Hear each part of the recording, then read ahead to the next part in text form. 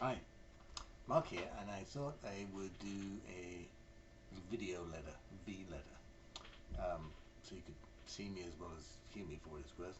Here I am in our office, which, as you can see from the background, it's a little bit messy at the moment, but this actually is where Amy spends most of her time during the week at the computer, um, doing Zooms and doing various stuff to on behalf of her company, which is it's a construction company, and she does proposals for them, which is a way of course, getting work.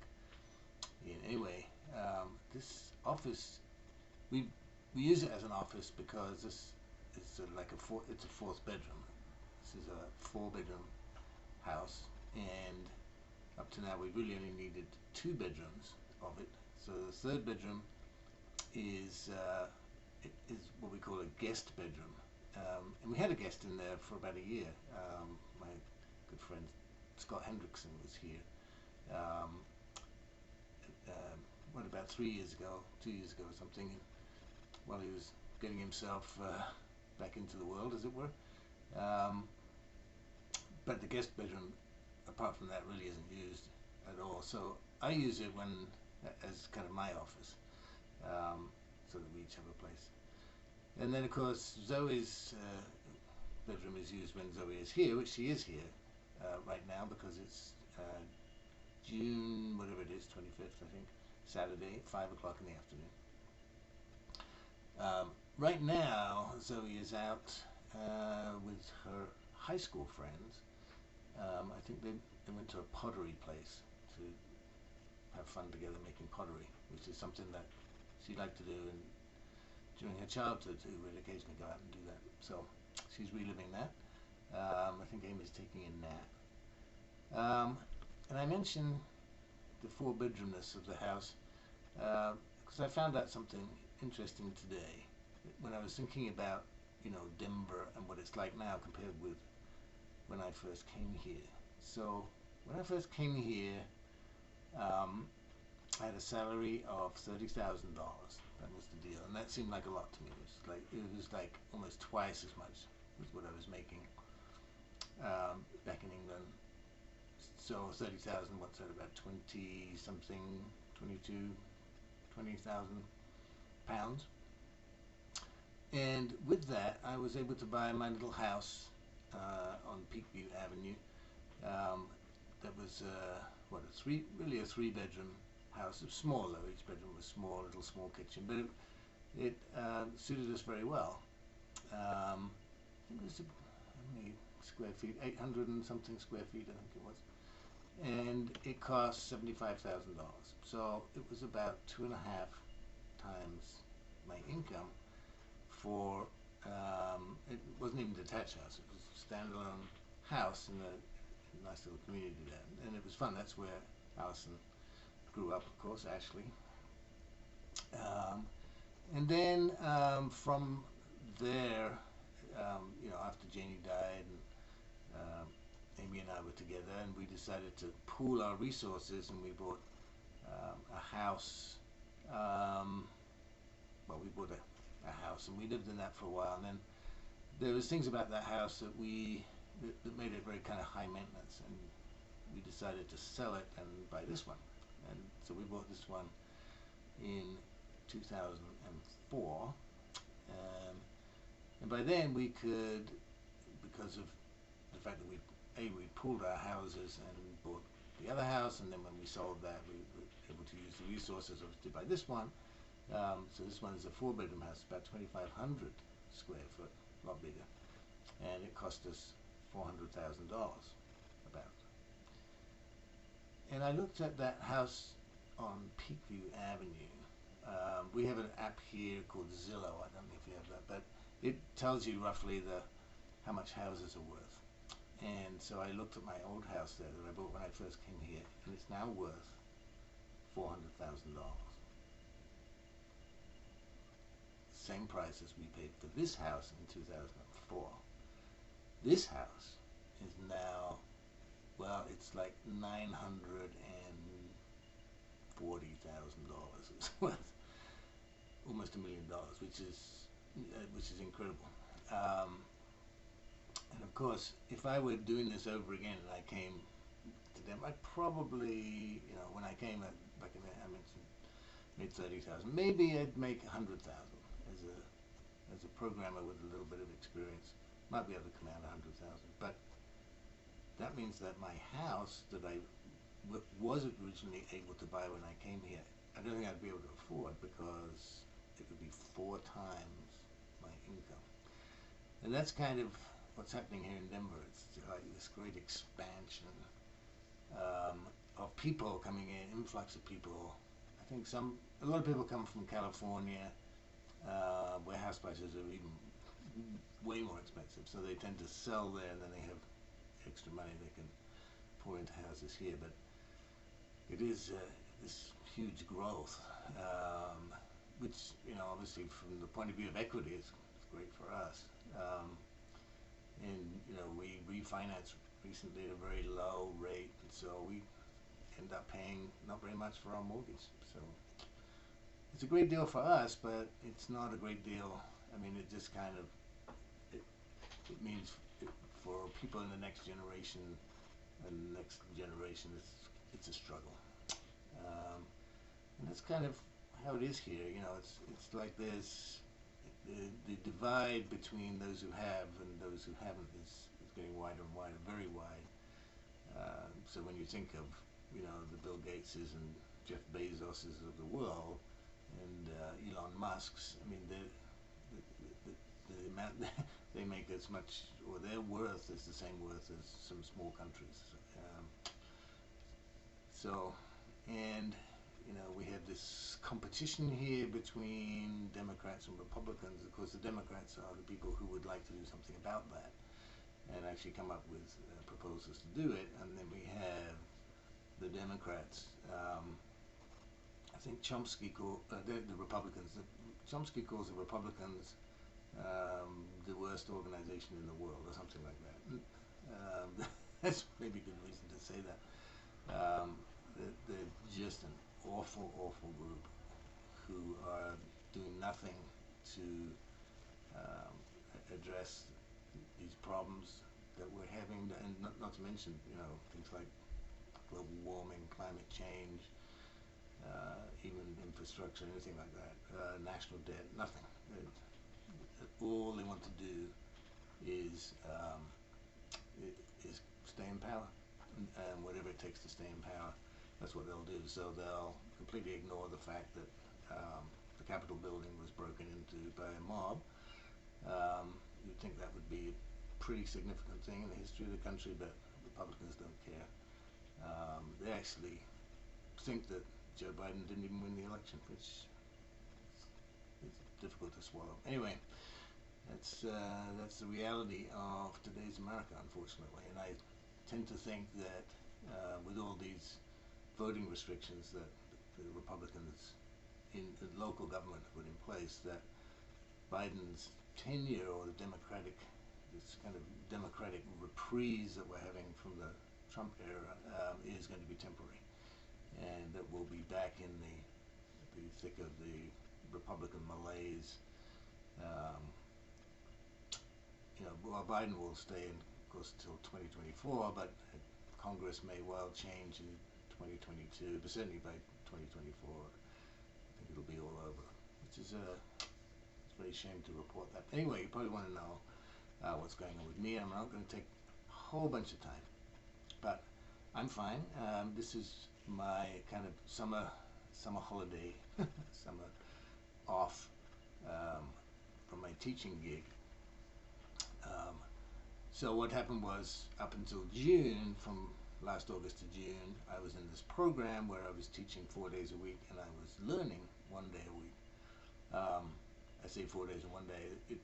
The whole thing amounted to me working almost all the time, because I was either, if I wasn't at school teaching, or watching the teachers teach, learning how to teach, I was also having to do lesson prep and that kind of thing for the lessons that I was teaching, and I had to do homework for the classes that I was taking 1 day a week. So it ended up I was working 7 days a week for most of the time. But it was great. I had a great time. It was a wonderful experience.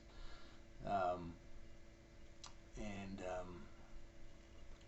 it enabled me to get my teaching license, which meant that I could apply for a real teaching job. So what I did in the past year was an internship, if you will, unpaid. Well, it wasn't unpaid, but wasn't paid very much. So now I had to look for a job, and I found a job. I actually got an interview. I got a couple of interviews, and the first interview that I did, they offered me the job. So starting in August, I will be teaching 4th grade in Aurora, which is about a 20-minute drive from here, not bad.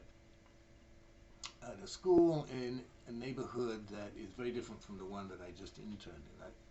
Where I interned was a private school in an affluent neighborhood, and I'll be teaching in a public school, by which I mean school run by the government, not the British sense of public school, not in Eton, but just a regular old school, primary school, or elementary school as they're called here, 4th grade, which is 9-year-olds who get to be 10 during the school year, which is perfect for me. It's exactly the age group that I wanted, where they got past the kind of kindergarten, 1st grade baby stuff. They've learned their letters, alphabets. They've learned how to basically read and basically write and basically do some arithmetic. And in 4th grade, we try to kind of consolidate that and make sure it's very kind of firm. That, for example, kids have a number sense, such that they recognize that, for example, 18, 6, and 3 have this relationship. 18 divided by 3 is 6, and 6 times 3 is 18, and 3 times 6 is 18, and 18 divided by 3 is 6. This is all in their minds, for example, and that they can add fractions, and that they can read books, and read books that are slightly more difficult than the one they read before, and that they can see new words and decode them and all that kind of thing. So it's really trying to get them set up for later school, middle school, junior school, whatever we call it, so that they can be successful there. So that's my role. So I'm very pleased to start that. As I got the job at the school, the principal at the school, who I met, I talked on the phone before that a couple of times, and I met for a couple of hours a couple of weeks ago. She's very nice. She's very knowledgeable.